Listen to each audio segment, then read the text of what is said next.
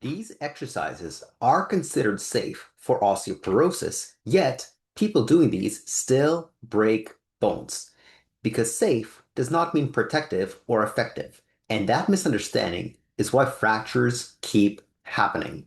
I'm Igor. I help adults over 50 reduce fracture risk naturally. Today, I'll show you why yoga and fitness classes don't protect you from fractures and what actually does.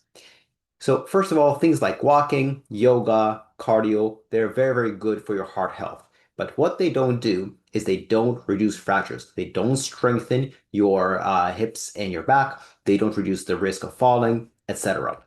However, they have other benefits. Yoga improves things like flexibility. It improves balance a little bit, not that great, but a little bit, and it's decent for posture. However, again, it does not load bone the way strength training does. It does not strengthen the hips and spine, and it does not train fall resistance, especially. Cardio also has benefits. It's very good for your heart health. It burns calories. It's good for the heart, but there is no progressive loading, and there is no hip and spine strengthening, and there's no fall prevention training. So, what actually prevents fractures? There are three major things. One is progressive bone loading, emphasis on progressive. You can't just do the same weight or resistance every single time and expect to get stronger. If you do it every single time, you'll just maintain. To progress, you have to, well, progress. And that means raising the resistance or the weights. So that is one element. Another one is directional muscle pull. You have to work the right muscles, the muscles that attach to the bones where you have the lowest T-scores. In other words, if the femoral neck is where you have the lowest T-scores, there aren't any muscles that attach direct to the femoral neck. However, there are muscles that attach a little bit above and a little bit below, so you'd have to work those.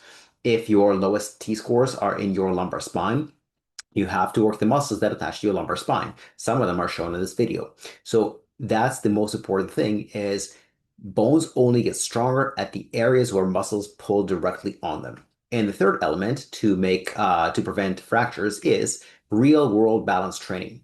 And when I say real world is what you see in this picture, this lady is standing on a Bosu ball and trying to balance. But that's not real world because here the ground is moving under her.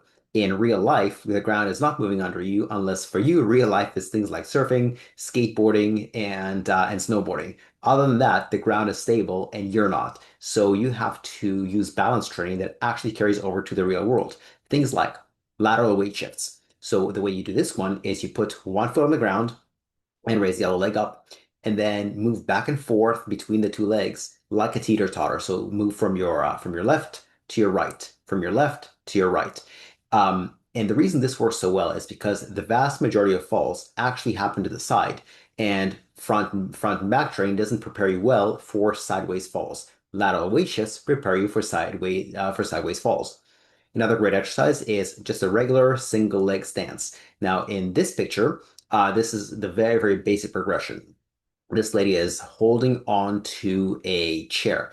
Now, the key is to do that initially, but as you get better, you stop holding onto the chair, but have it nearby just in case you need it. And the third great exercise is heel to toe walk. This is a more difficult version than regular walking because your base of support has shrunk, is shorter, so it makes it more difficult to balance. If you keep your hands out to the side, you're basically using the same strategy as a tightrope walker. A fourth great exercise is hip abduction while standing.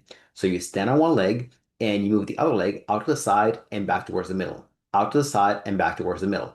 What that does is it shifts the center of gravity laterally. Again, most falls happen to the side. So this exercise helps you prevent and brace for that.